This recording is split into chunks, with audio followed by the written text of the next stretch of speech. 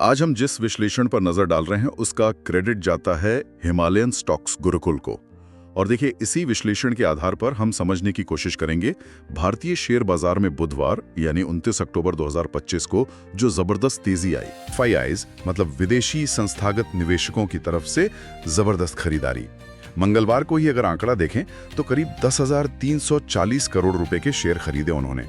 ये शायद 26 जून 2025 के बाद एक दिन में सबसे बड़ी खरीदारी है। मेहता लिमिटेड के प्रशांत तापसे हैं, वो इसे बाजार में बढ़ते कॉन्फिडेंस का एक बड़ा साइन मान रहे हैं। हाँ बिल्कुल, जब एफआईआईज इतना बड़ा पैसा डालते हैं ना, तो ये बाजार के पॉजिटिव मूड को साफ दिखाता है।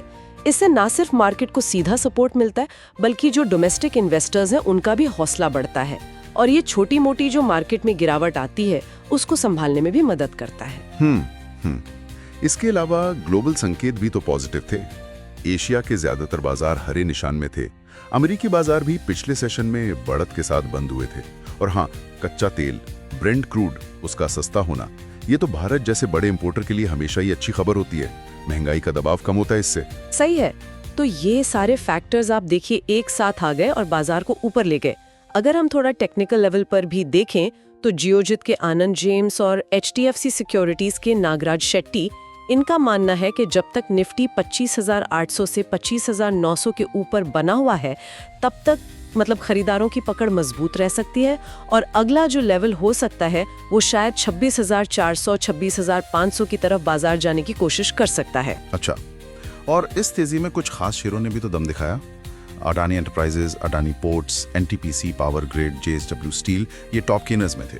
और रिलायंस HDFC बैंक जैसे जो हैवी वेट्स हैं, उन्होंने भी रैली को अच्छा सपोर्ट दिया। हाँ, ऑटो सेक्टर में थोड़ी मुनाफा वसूली दिखी, शायद पैसा वहां से निकलकर दूसरे सेक्टर्स में गया हो। और एक और बात, अडानी ग्रीन के नतीजे अच्छे आए थे, उसका भी थोड़ा पॉजिटिव असर रहा होगा। हाँ बिल्कुल, अलग अलग सेक्टर्स का प्रदर्शन भी इम्पोर्टेंट होता है। खासकर जैसे आपने कहा एनर्जी, मेटल, इंफ्रा, इन शेयरों में अच्छी तेजी दिखी, जो कुछ हद तक दिखाता है कि घरेलू इकोनॉमी पर, सरकारी खर्च पर जो फोकस है उसका असर भी दिख रहा है। तो संक्षेप में अगर कहें तो बुधवार की जो बाजार की तेजी थी, उसके पीछे ग्लोबल संकेत, ट्रेड डील की उम्मीद, फेड रेट कट की आशा, एफआईआईज का तगड़ा निवेश और कच्चे तेल में नरमी, इन सब का मिला जुला असर था। हाँ बिल्कुल, माहौल तो अभी काफी पॉजिटिव लग रहा है। और याद रखिए, ये सारी जानकारी और विश्लेषण हिमालयन स्टॉक्स गुरुकुल की तरफ से था। उनके चैनल को सब्सक्राइब, लाइक और शेयर करना बिल्कुल ना भूलें। अगली बार फिर मिलेंगे एक और दिलचस्प विषय के साथ। हिमालयन स्टॉक्स गुरुकुल को सब्सक्राइब, लाइक और शेयर करें।